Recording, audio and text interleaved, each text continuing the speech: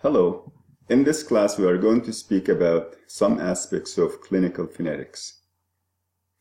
This is based on the Larry Small Fundamentals of Phonetics, a practical guide, and particularly Chapter 8.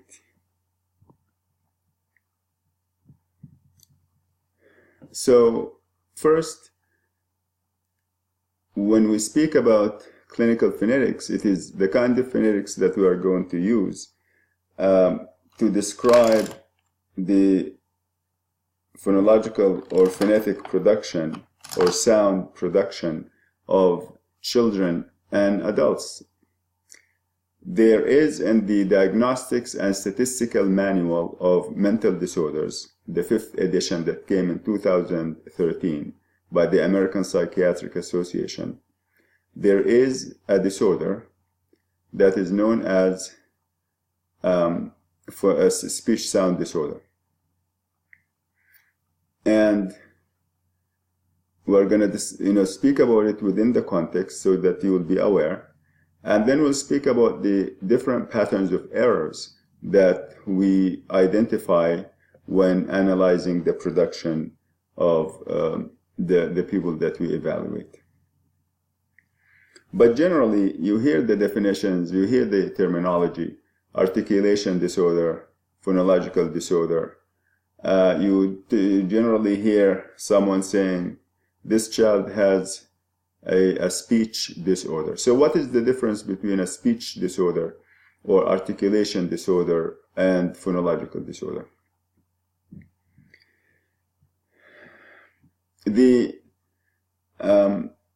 When you say articulation disorder, it doesn't really exist in terms of terminology. Nowadays, it doesn't exist. In the past, it used to be. So when you say articulation disorder, you typically refer to the way that a child is producing maybe one sound, two sounds, not accurately. And it tends to focus more on the production aspect, like muscular coordination and muscular, activation, more than the auditory component. So when you say phonological disorder, phonological, it implies that the hearing is kind of, the auditory modality is used, of course, and so it refers more to the brain as the beginning of sound production. So in order to produce any sound, you first have to develop mental images of a sound.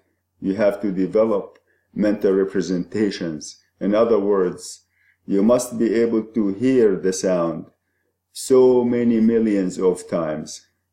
And then every time you hear the sound, it induces firing along the auditory pathways and in the brain, in the areas that receive the sound and recognize the sound, and the left temporal cortex in particular. So once you get the sound established, once you have enough sensory stimulation, auditory stimulation by hearing the sound so many times, then the neurons and the networks will be able to fire when you hear the sound, when you say the sound. So you use the mental representations, which are the patterns of firing that are associated with a particular sound. So these patterns each sound has unique firing patterns that will make it serve as a template. And when that template is mature enough, then it will be sent to the motor cortex, and the motor cortex is going to activate your respiratory system, your vocalization, which is your phonatory system, and your articulatory system, and then you can make the sound. So this all of this is involved in or implied in the term phonological disorder, that you speak as a sound or the production will be impaired as a result of not having adequate mental representations or mature mental representations of this particular sound. The term speech refers to three things.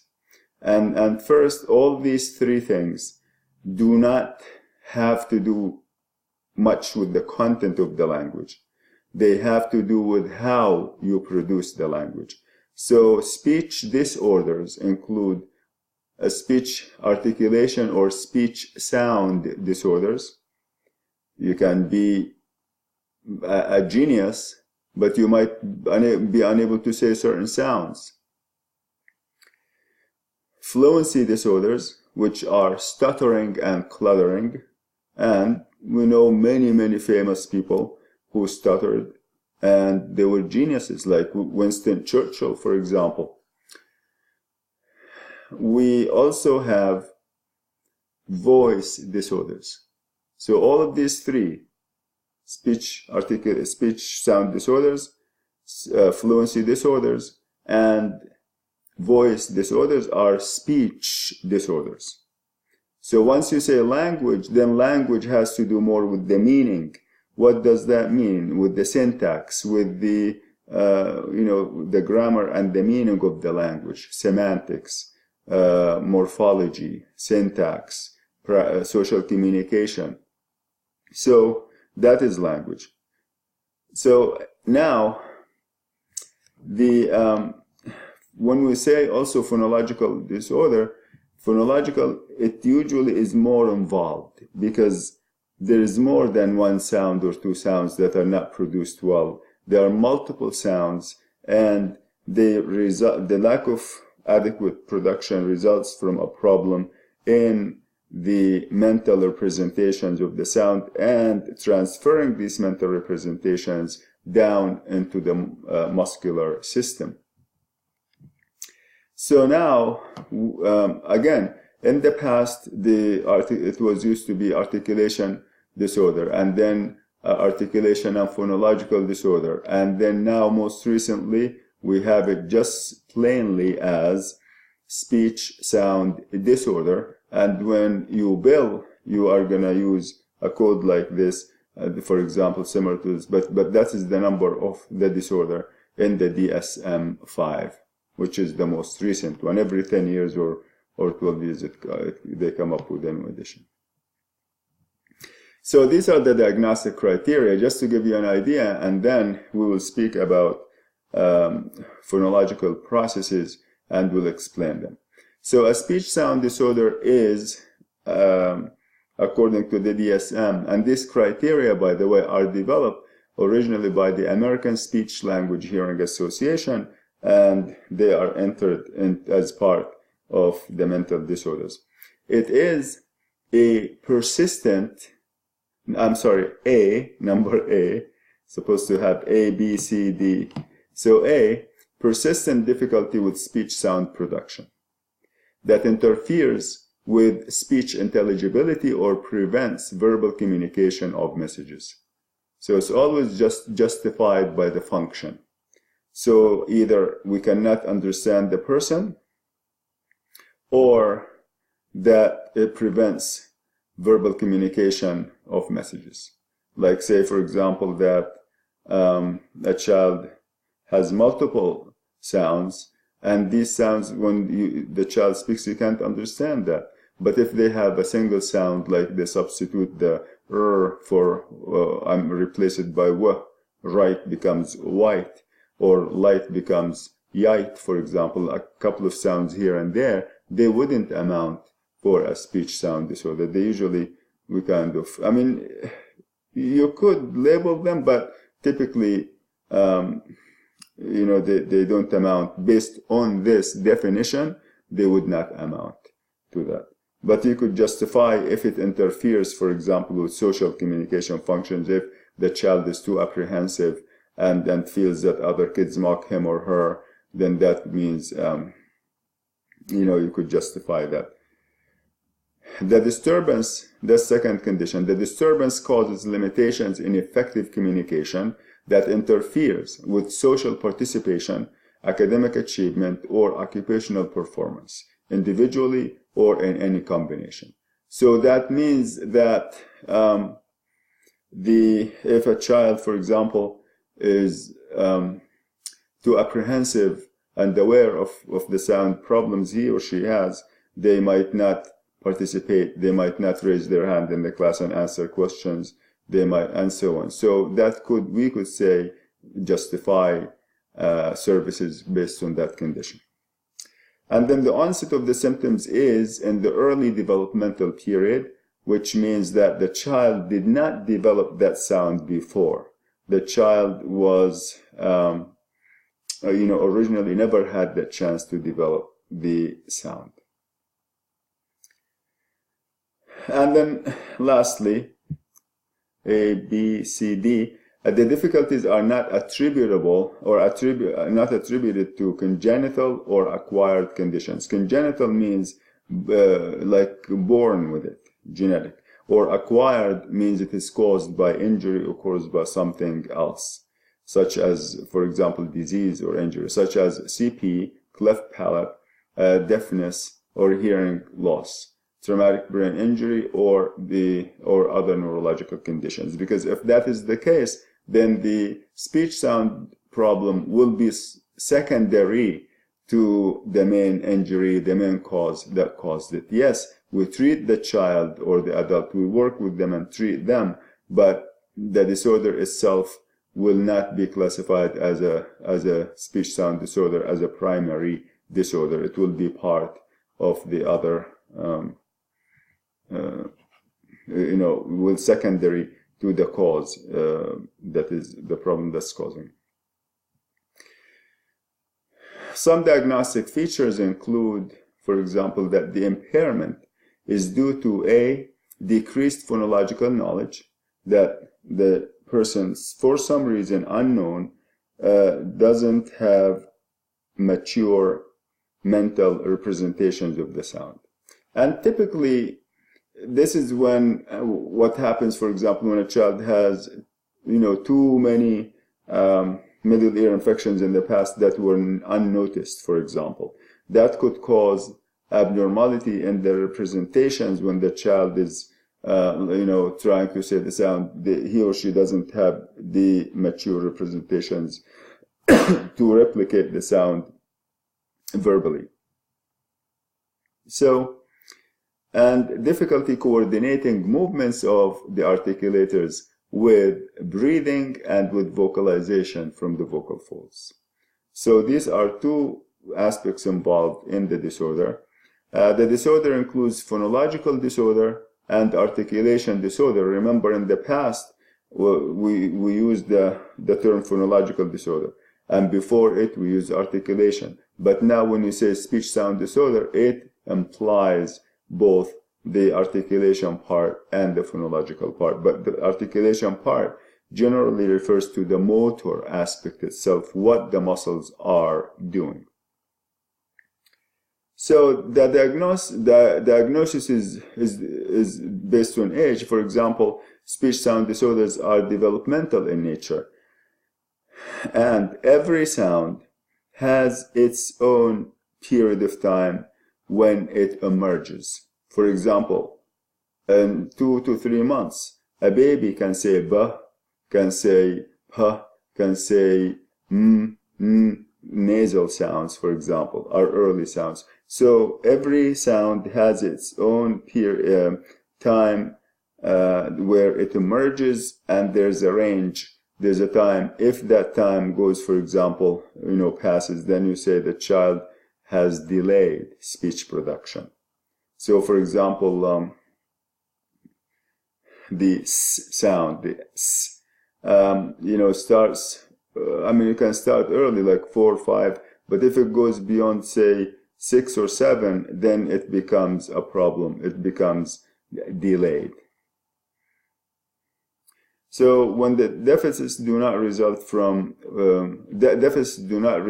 physiological, structural, neurological, or hearing impairments, so that means that there is no direct cause that that could cause the speech sound disorders. Because if you disrupt the hearing system, the auditory system, if you disrupt it, of course, the person will have speech sound disorder, but that will be secondary to, or the speech sound problems will be secondary to the auditory deprivation. Could be physiological, means inside, for example, the neurological disorder. Structural, maybe, for example, the child has a tongue tie. Maybe the child has a cleft palate. Maybe, so something that is making the structure unable, for example, the structure is malformed. For example, cleft lip. Or it could be hearing impairment. So there is no direct known cause to say that is known to cause speech sound problems. And when that is not the case, and we have speech sound problems without any known cause, we classify them as a speech sound disorder. When we evaluate or do testing with people to find out if they have a speech sound disorder, we look at error patterns. What kind of errors do speakers make? And then based on that, we classify them. We go through an analytical process to identify categories of sounds. And the closer two sounds are to each other, the better the prognosis or the diagnosis is going to be. For example, a child who substitutes two sounds from the same category, that child, you can treat that sound faster and in a more effective way.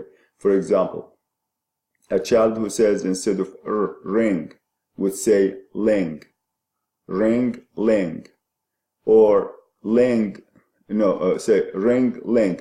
These two are two members of one category that we know as liquids. They are not put there randomly. They are put there because they are they are the closest sounds to each other.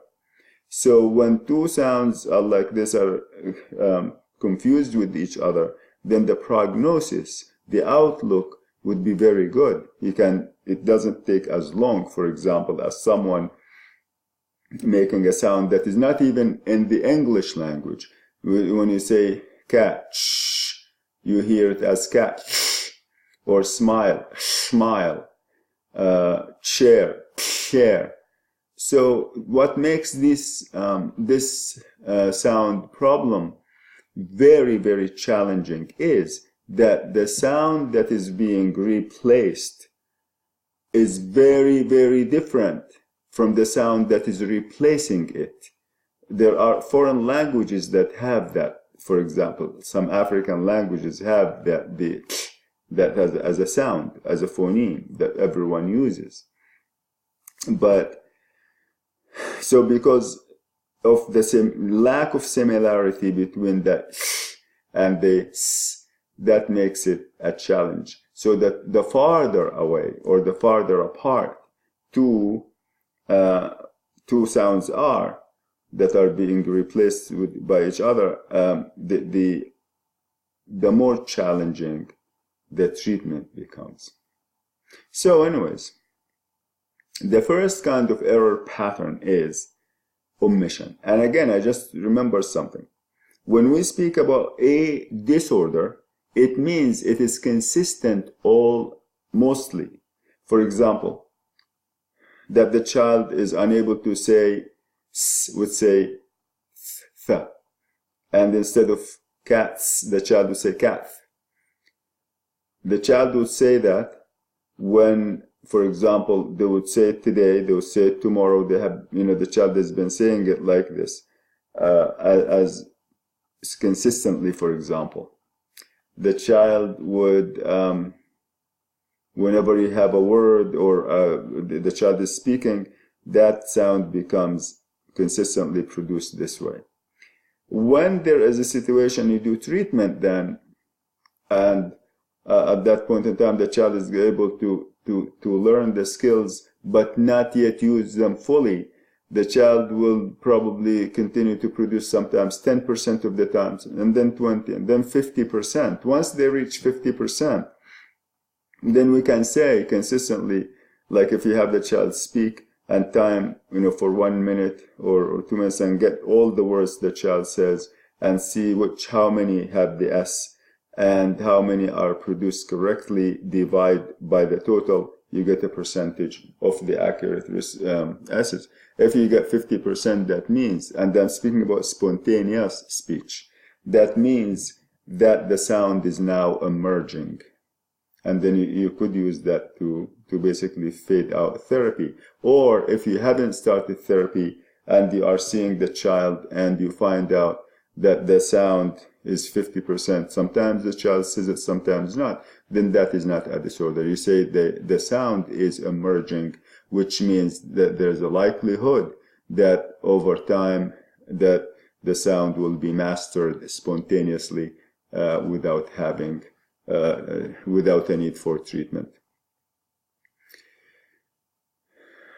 So omitting something or deleting something, for example, basketball could be basketball.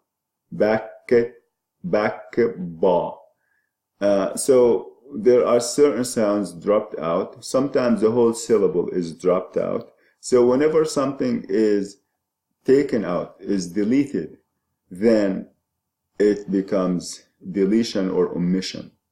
So that can happen in a single word. For example, cat, you say ka, and you take out the t. Look, lo, take out the k. Banana. So these are single sound deletions. Banana, for example, becomes nana. Why? Because this particular kind of omission involves weak syllables. If there's a word that has it's a multi-syllabic word, and one of the syllables is weak, either at the beginning or end, that syllable can be taken out. Like when it says suppose, the child will say pose, for example. Surprise, the child will say poise or prize, and would take out the previous syllable because that syllable is unstressed. So in banana, the b, this is 3 syllables, ba, na, na. And then b is unstressed, and that means that it will take, it is deleted naturally. When children have conductive hearing losses caused by middle ear infections, by any problem in the outer ear or middle ear, these are called conductive. They are reversible, they can be fixed. When a child has, or sometimes they also, in sensorineural hearing loss, children with hearing impairment generally, whether reversible or irreversible, they tend to leave out, certain sounds at the end of words. Because these sounds at the end of words are not loud enough, they are usually high pitch, and they do not hear them themselves.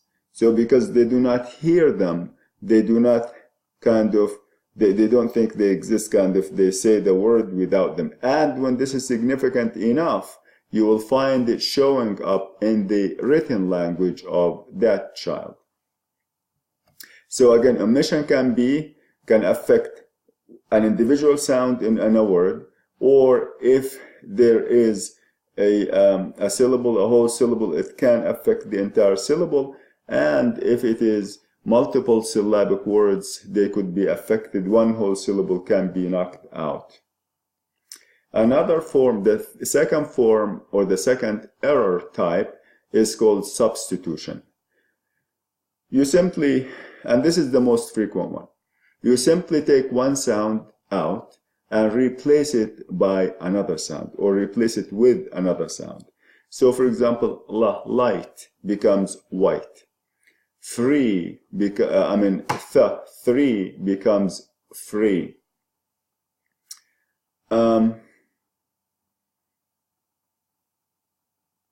So car becomes tar. So you again replace a sound with another sound, and that typically involves individual sounds. Distortion involves saying the word or the sound with the right positioning, with the right manner and placement, but the sound is not precise enough. For example, right could be right is almost there, but it's not completely precise. If the s has a little bit of air, it's not precise. If the f,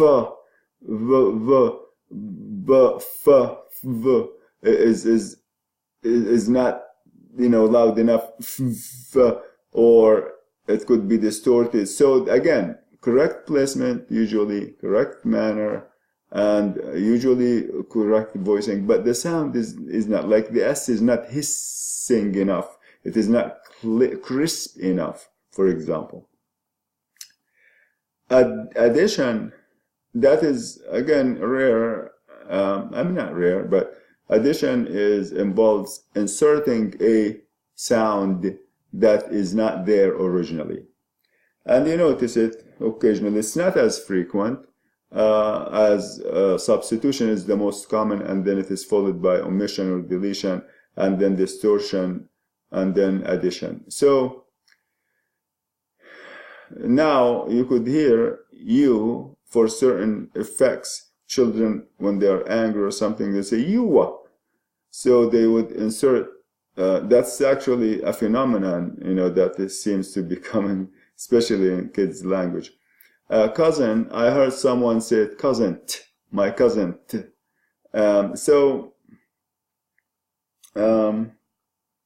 Some people say I did. So for the different purposes, for kind of argumentation, or for kind of showing annoyance or attitude, they might insert something, or they might just say, insert things just without any kind of attitude. For example, adding like Brian, say Brian, for example. So those were the four categories of error patterns. When we diagnose someone, we explain what, look at every category and see which is the most common in that particular child's speech or adult, and we do an analysis and see which sounds, how closely the sounds that are involved, how closely are they related, and so on. The closer they are, the better the prognosis. And then phonological processes. These are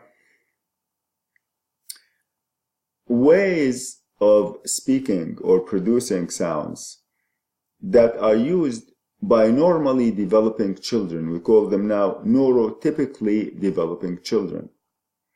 So while they are still mastering the sound, while their neurological system is maturing, they cannot produce certain sounds. And they vary, of course, from child to child. But in the process, they make approximations or faulty ways of production in their attempt to say the sound. These faulty or productions or approximations, they are called phonological processes. Remember, a process is a multi-step kind of thing. And so it means you are trying to acquire a sound. You have the sound representations here. Yes, they are developed, and you want to activate the motor system. But with that, you have to coordinate it with your breathing, with your vocalization, and with your motor production. So in order to do that, you need more sophistication. You need a more mature neurological system. So as they keep, trying saying a sound, then they produce the closest that they can, even though it is inaccurate. That means the next step, when they practice enough, they will produce the actual sounds that they hear, the way that they should be produced. Phonological processes, they usually involve the omissions or modifications of a particular sound, and also they might affect one sound or a whole syllable, or if it's a multisyllabic word, they might affect the entire word. So they usually affect whole categories of sounds. Examples, or the types, you need to know the types, of course. They are classified based on phonological processes that affect the entire syllable structure. And then ones that involve substitution. And one type involves assimilation. And we're going to go over each one and look at each one and give examples. And then you do the exercises. And before I close, I'm going to tell you about the exercises. So the first phonological process that affects the whole syllable is deleting a syllable. It's called weak syllable deletion. Remember the stress. Remember that a single word, a word that has a single syllable, by nature, it is stressed. It has a stress. Like when you say rose, by nature, it has a primary stress. If you say Katie Rose, then you have two syllables, and you cannot put more than one primary stress in a word, no matter how long it is. There's one syllable that's going to be the most prominent. So when you say Rose, that will be stressed. When you say Katie Rose or Melrose, then you transfer the stress to the first syllable, and that means the second syllable becomes weak.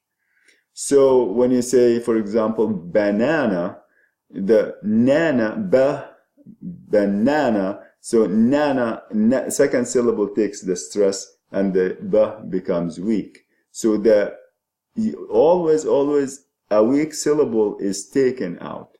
Tomato. So when you say t with the schwa is unstressed, and that is taken out.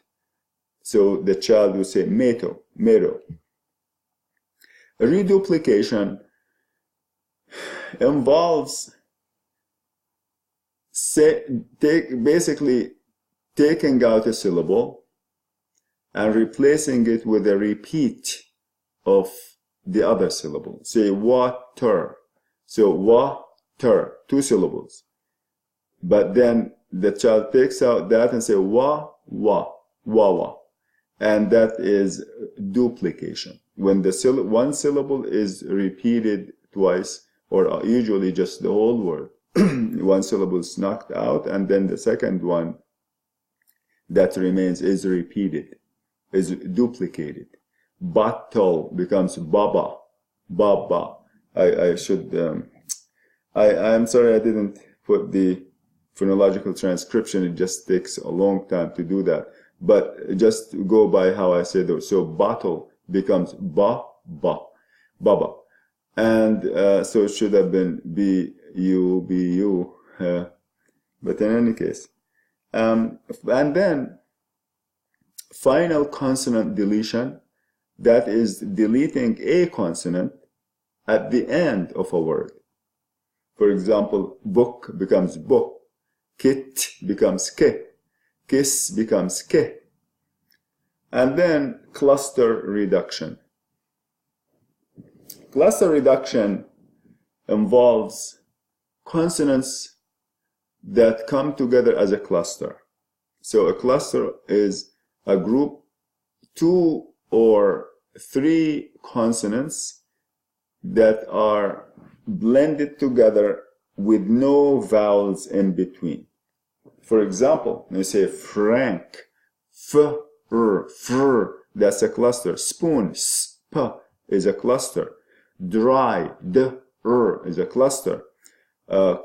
Cry, bring, spring. So So the English language usually has it just has three consonant clusters. It doesn't accept more than that. And there are certain sounds that cannot be blended into a cluster. So anyways, cluster reduction means deleting one sound that is part of a cluster to make, instead of the cluster being two sounds, it becomes one. If the cluster is three, you take one, it becomes two. Or if you take two, you bring down the number of the sounds in the cluster, you reduce it. So for example, spoon becomes poon. Spring becomes ping, for example. Ping.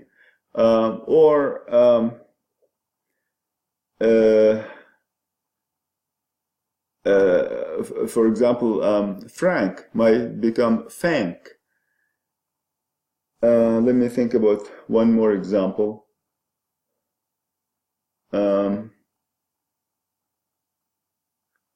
String could become wing, for example, like ring, for example. Or so again, deleting one or two sounds out of a cluster. You know, for example, if it's two, the cluster has two sounds like the and or spoon, two sounds, then you take one out and leave the other one. If it has three sounds, you take one or two and leave one.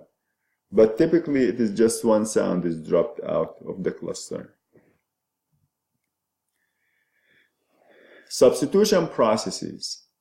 They include, basically, you take a sound out and replace it with another sound.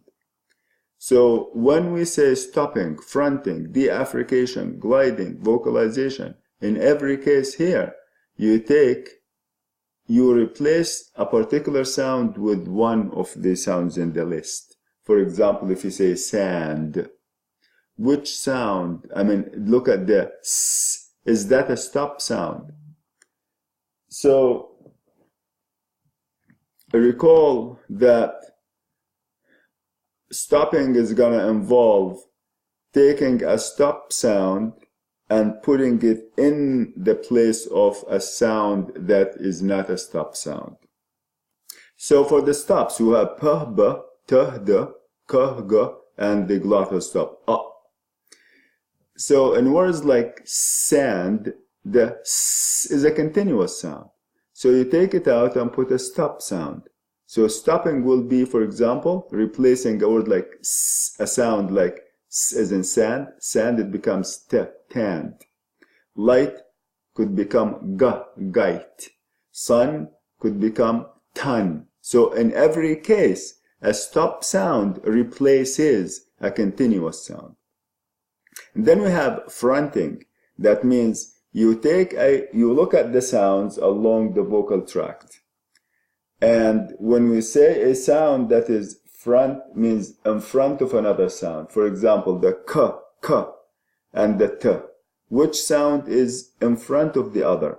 T is front, close to the lips, in the front of the mouth. T. So fronting involves using a sound that comes in the front to replace one that comes back in the back of the back of it. So for example, when you say car, the ka is velar, and then you front it, it becomes tar. Gum becomes, you take the g out and put a frontal sound, d, becomes dumb. And then deaffrication. Pay attention to this one. Deaffrication involves only two sounds, the affricate sounds. And an affricate sound is made out of a stop that is released into a fricative. That's it. So when you say the two affricate sounds we have is the t combined with the sh becomes ch, as in cat, ch. That's the first one, voiceless. And then the d is released into a j, becomes j, as in page. So these two affricate sounds, you basically, instead of having them as two sounds blended, you break them apart. You throw one out of the combination. So they are no more affricates. So when you say, for example, a page, it becomes page, garage, for example, judge becomes judge. So one part of the affricate remains, okay? And that typically by removing the stop, the t is removed and the d is removed, and then you have either sh or j. So catch becomes cash. Chair becomes share. You take the stop out, and then you still have the other fricative sound. Gliding involves, the glides are two sounds. What are they? Glide, ya and wa. So you take a ya or wa and replace a sound with one of them. So for example, ring. You take ring as a liquid. Take the out and put a w instead of it. Ring becomes wing. Or light becomes white, or becomes yite. So typically, because these are close in category with liquids and glides are basically in one bigger category that we call resonant sounds, they kind of tend to be to interfere with each other. And then vocalization, that means you have a sound, consonant sound, you replace it with a complete vowel. So like when you say help, instead of the you take it out and say help. So the u, I put the u here letter. It's supposed to be the o, help. So again, vocalization is taking a consonant out and replacing it with a vowel, a complete vowel that's by itself.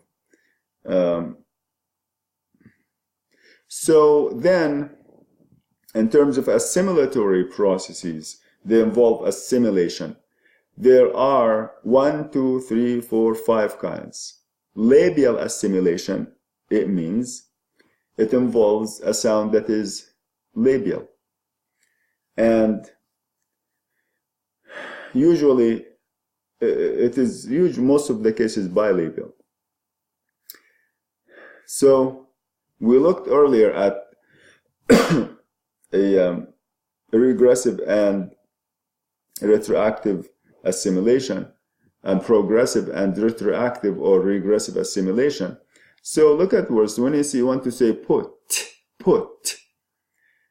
instead of saying put, because the p comes at the beginning, you repeat it. You kind of replace the t with the p because the p came before and affected the production of the t. So that is called progressive. So the person will say pop instead of put, pop. Fun becomes bun. But the sound that is affecting the other one is a labial sound. So his fun is being replaced by a labial sound, or a bilabial sound, becomes bun. Alveolar assimilation, what you do is you take a sound out and replace it with an alveolar sound. An example is real. So real we have the L coming at the end, and the person in anticipation to say real would say leel, because the L is coming in, and then that means the L is affecting, is causing the person to make that error. So real becomes leel. That is another kind of assimilation that is regressive. The sound that comes after goes back to affect the previous one. But again, this only involves an alveolar sound. The new sound that is being put is an alveolar sound. Then velar assimilation involves inserting or replacing a sound with a velar sound. So duck, duh is an alveolar sound. Take it out, replace it with a g. G is the velar sound. So duck, because the k is coming after, that is going to cause the d to be velarized. But because the the original sound is voiced, then so originally the person would say ka. Sorry if this is close to anything. Ka. But then because the d originally is voiced, then the person will take the k and change it into a g. So it becomes guk. Pre-vocalic vocalization, voicing, it means there is a vowel. Before it, there's a consonant. So that consonant is a pre-vocalic sound. So then that consonant typically is the original word, has a consonant that is voiceless, and that is followed by a vowel sound. So that is before the vowel. The vowel is vocalized. So that sound becomes pre-vocalic. And you take the sound that is voiceless and coming before a vowel, you make that voiceless sound into a voiced sound. Like instead of core, you could say gore, for example. Core, gore. And that is again, an example of pre-vocalic vocalization. Devoicing, it means there is a voiced sound, and then you change it, making it into a voiceless sound. For example, ridiculous is going to be replaced with the d becomes t, so you say ridiculous. Or kids becomes kits, the kits. So simple and easy. It is a sound that is voiced. You devoice it or make it voiceless. Excuse me. So I'd like you to know each phonological process for the purpose of the exam and everything, and be able to have at least 3 examples of every process to be able to identify. For example, if I give you a number of choices and say which one is or which ones are, so be able to give 3 examples at least of each one, and preferably add to the examples you already have here. You need to do the exercises from 8.1, exercise 8.1 through 8.13, all of them, and the next time we're going to discuss dialects and accents, and you will do the rest of the chapter in when we speak about disordered speech, disordered speech, and then you will do the rest of the exercises in the chapter. So I hope that you find this lecture manageable, short enough, and also informative. Thank you, and don't forget to contact me with any questions.